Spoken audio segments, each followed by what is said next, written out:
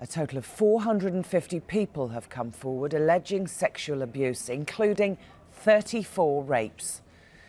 214 criminal cases have been formally recorded across 28 forces in the UK. The accusations against Jimmy Savile range from 1955 to 2009.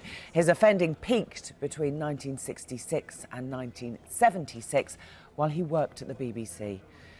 His victims, both male and female, were aged between 8 and 47.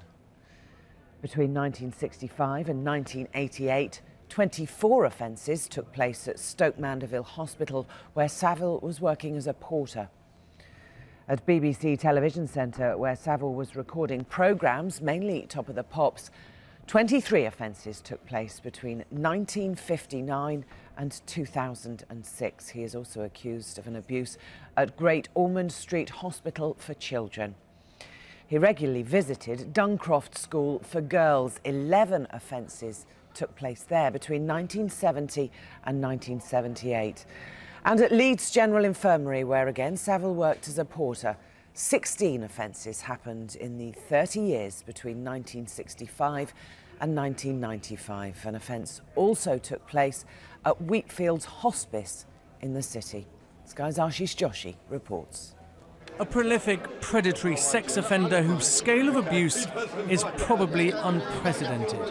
Scotland Yard's description of Jimmy Savile will surprise few, but the reach and range of his crimes is simply staggering. Hundreds of victims over 60 years at schools, hospitals and hospices. Hello, ladies and gentlemen. Welcome indeed to Top. And on BBC premises. Savile used his celebrity status to hide in plain sight.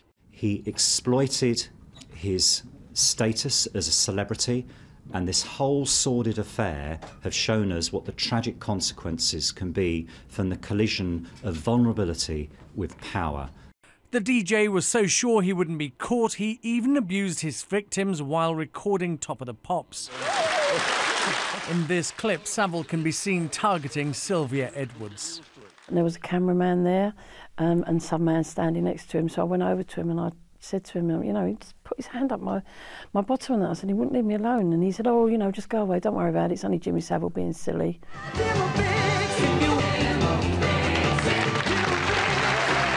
And that was the power of Savile's celebrity. His victims dreaded coming forward, fearing they would not be believed.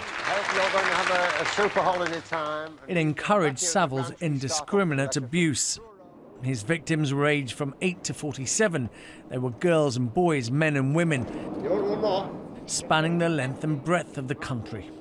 One of the key outcomes of the Operation Yewtree and the inquiry into the offences is that children were not taken seriously. And indeed, not just children, but also those adults who had concerns about what Jimmy Savile was up to, they also were not taken seriously. Savile's peak offending years were between 1966 and 1976. He would have been between 40 and 50 years old. And now, here come the Rolling Stones, I Want to Be Your Man. The abuse increased with his fame. An allegation has even been linked to the final recording of Top of the Pops. Ooh, I'll tell you one of the problems we had in the 60s. According to Scotland Yard, Savile could have been prosecuted for at least 3 offences when he was alive. The police and NSPCC report doesn't apportion blame to any single institution for failing to stop Savile. It argues the culture and attitudes of society at the time were factors that helped the DJ to get away with his crimes. There is some comfort for Savile's victims. This case has encouraged thousands of sufferers of sexual abuse to come forward, and this time they are being listened to. Ashish Joshi, Sky News.